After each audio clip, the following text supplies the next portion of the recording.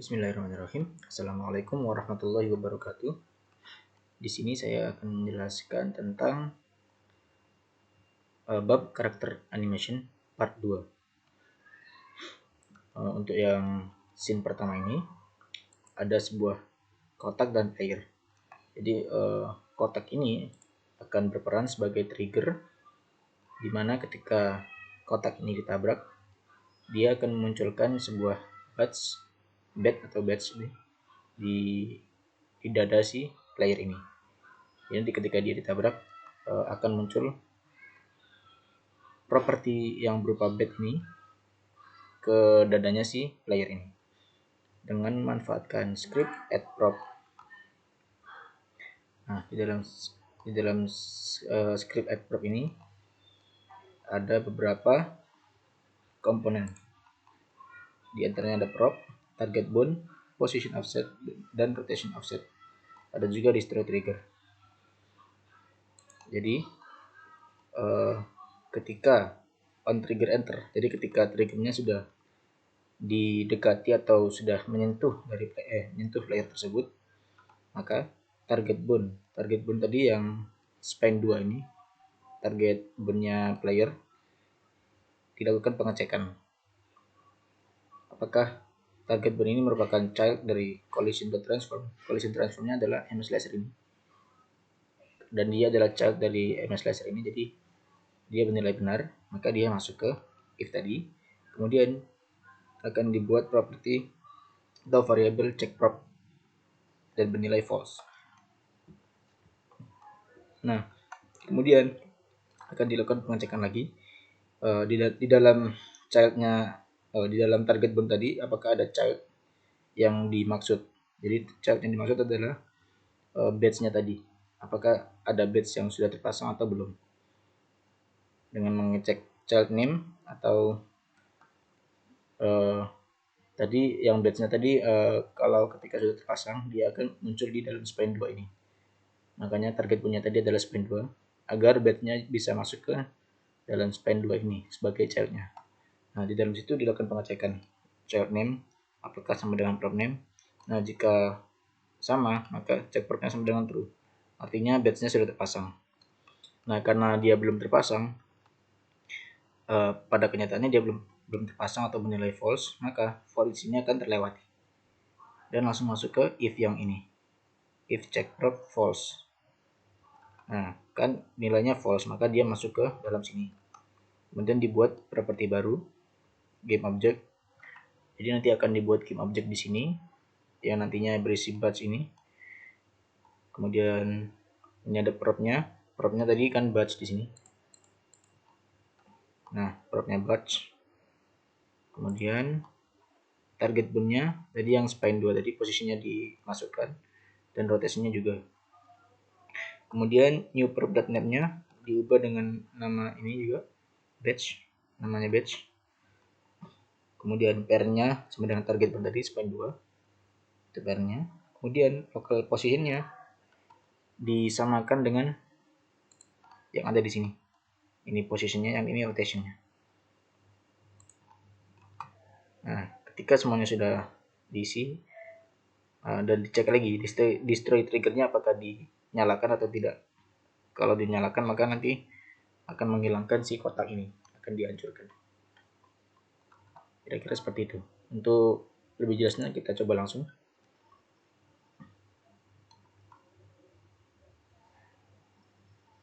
Oke, kita cek apakah dia ada badge-nya. Nah, dia kan belum ada badge-nya. Kita coba tabrak. Sekarang dia sudah ada badge-nya, ya kan? Nah, seperti itu. Itu untuk scene yang pertama. Kemudian kita akan lanjut ke scene yang kedua. Ya, untuk yang kedua, yang scene 2, pada scene ini player akan melakukan pelemparan objek. Objek yang dilempar adalah Easter egg. Kita bisa lihat beberapa properti dari throw object. Dia nanti memanfaatkan script throw object untuk melempar objek tersebut. Jadi propnya ini kurang lebih seperti yang scene pertama tadi, yang seperti berganti batch. Hanya saja di sini propertinya diganti menjadi Easter egg, dan hand yang sebelumnya tadi kan target bone, di sini jadi hand, handnya menjadi right hand. Jadi nanti objeknya akan berada di dalam right hand tersebut. Kemudian kita lihat scriptnya terlebih dahulu. Oke, di sini ada dua function. Yang pertama prepare dan yang kedua adalah throw. Yang kedua throw. Jadi yang prepare ini dia ketika objeknya masih dipegang tangan player tersebut. Ini project approach sama dengan instantiate. Propertiesnya tadi adalah Easter egg tadi.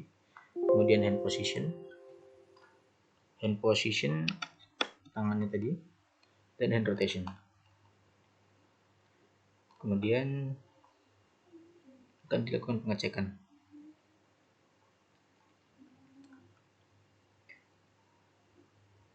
Nah, ini apakah projectnya ada rigid body? Jika iya, maka di destroy. Kemudian sphere collider-nya di enable-nya di false kan. Kemudian project name-nya diganti dengan projectile, dan pair-nya diganti dengan hand. Posisinya juga diganti dengan post offset. Post offset-nya adalah ini 0, 0,07 dan 0,04. Oke, itu prepare-nya tadi.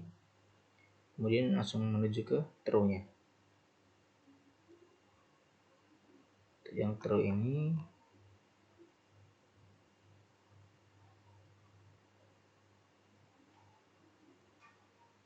mengambil rotation ya, mengambil rotation dari your angle. Kemudian pair-nya diganti dengan 0. Sphere collider-nya di enable, dijadikan true.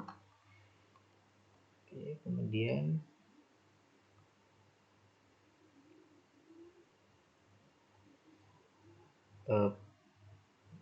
ketika dilempar maka dia akan menambahkan speednya ada bernilai force-nya tadi ada di sini.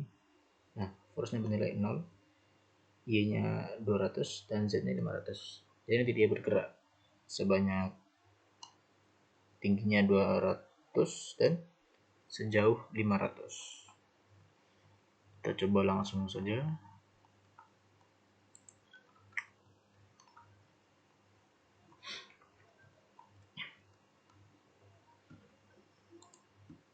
Untuk melempar objeknya kita tekan F.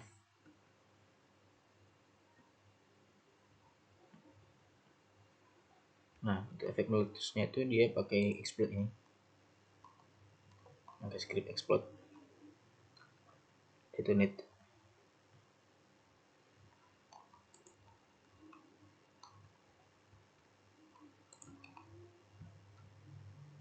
Oke, kurang lebih seperti itu untuk yang scene 2 untuk mengatur pelemparan objek. Kita lanjut ke scene 3. Oke, untuk selanjutnya yaitu scene 3. Scene 3 di sini ada penambahan ragdoll. Jadi ragdoll adalah efek jatuh dari player tersebut. Jadi seperti boneka yang jatuh gitu dari player tersebut ketika dia menyentuh objek merah ini. Nah, objek merah ini berperan sebagai landmine atau ranjau. Oke, kemudian untuk script yang digunakan adalah ragdoll karakter dan juga landmine. Untuk landmine-nya ditaruh di landmine ini, objek landmine, dan yang ragdoll ditaruh di MS laser. Oke, kita lihat yang script ragdoll karakter terlebih dahulu.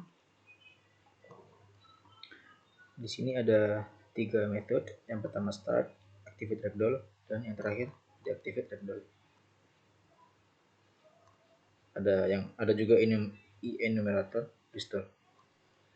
Jadi untuk posisi awal ragdoll tidak diaktifkan terlebih dahulu,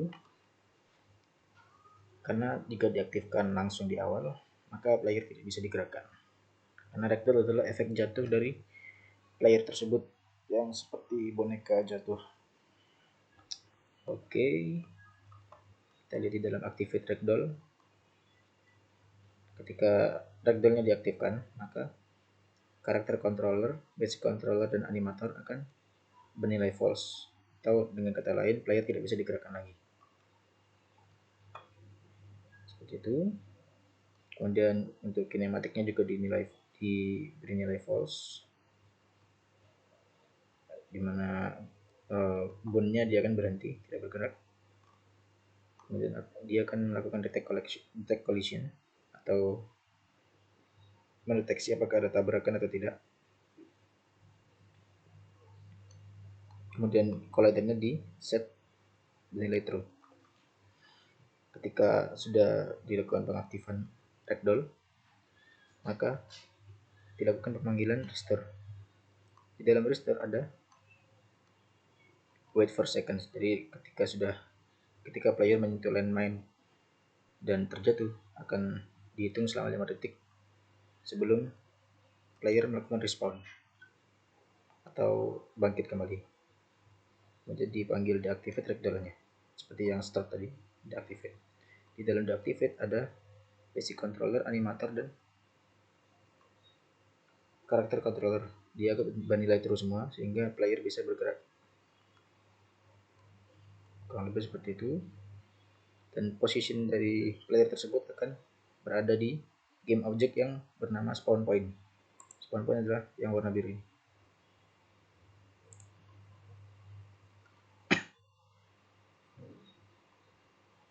Oke, kira-kira seperti itu. Projectionnya dinyalakan, dinyalakan true agar bisa digerakkan.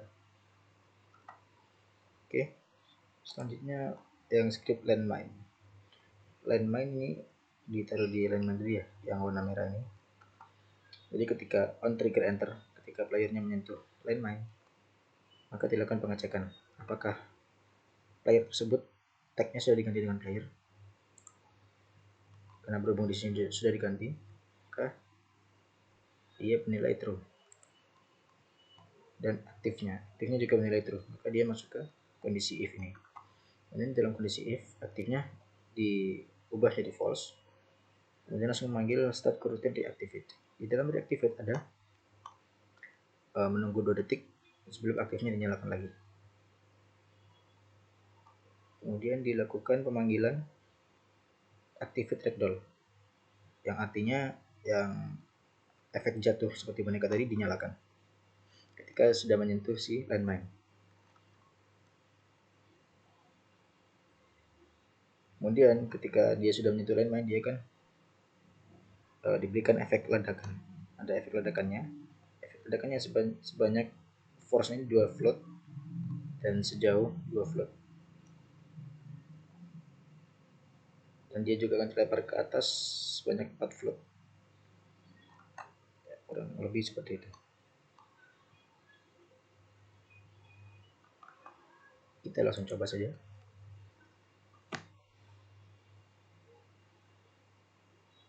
Nah, untuk posisi awal dia akan berada di spawn point.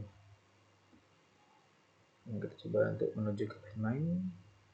Nah, dia akan terlempar seperti itu. Nah, ketika dia terjatuh, dia tidak bisa digerakkan selama 5 detik tadi. Nah, ketika sudah respawn, dia bisa digerakkan kembali. Nah, seperti itu efek ragdoll. Oke, kita lanjut ke scene keempat atau yang terakhir. Oke, untuk selanjutnya yaitu scene 4. Pada scene 4 ini tujuannya adalah memberikan efek gerak pada tubuh bagian atas dari player tersebut mengikuti gerak dari panah atau kursor ini. Dengan memanfaatkan script mouse aim,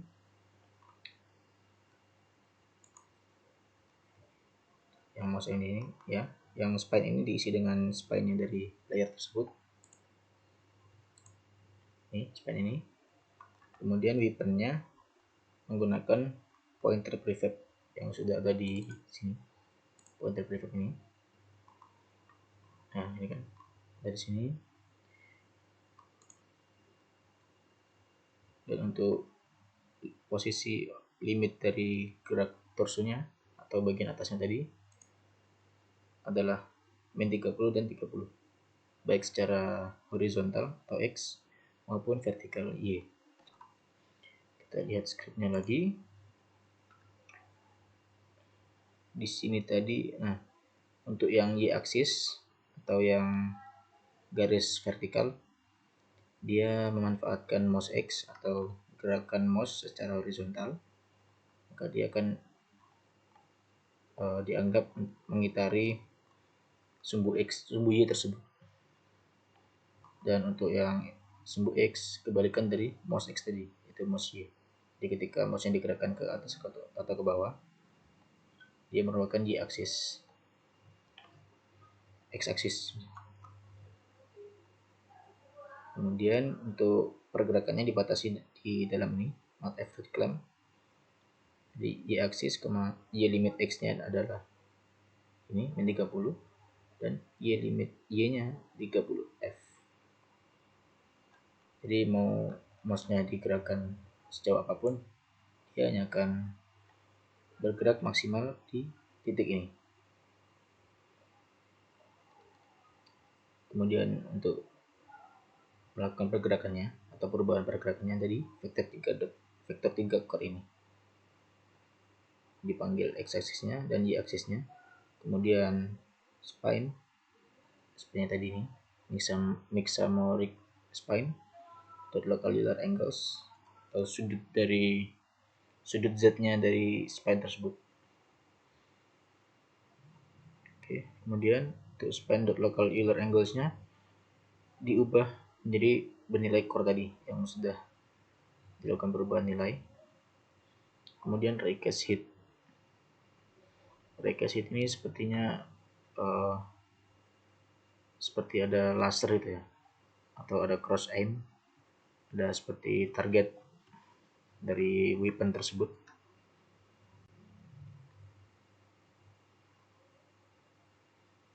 Kita lihat lagi. Ini ya crosshair-nya, dia menggunakan crosshair ini. Di dalam crosshair dia ada ini cross aim, gambar cross aim. Jadi nanti seharusnya target dari weapon tersebut ada lingkaran ini ya. Kita lihat lagi scriptnya. Dilakukan pengecekan fisik raycast-nya, weapon position, forward, dan output it-nya. Oke, ketika di depannya ada objek, maka crosshair-nya akan set aktif jadi true, dan posisinya dari crosshair tersebut adalah aim lock. Aim lock-nya adalah arah dari kamera main-nya ini terhadap poin. Oke, kira-kira seperti itu. Kita langsung coba saja.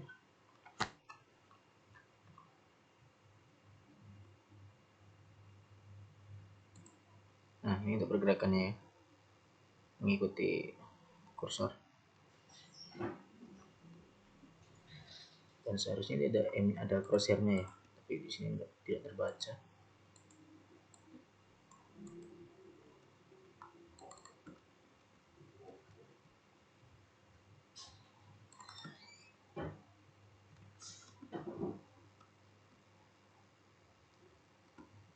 Oke, kira seperti itu. Torsinya sudah bisa bergerak. Yang bergerak cuma bagian spine-nya atau bagian atasnya ini. Oke, sekian penjelasan dari saya. Terima kasih. Assalamualaikum warahmatullahi wabarakatuh.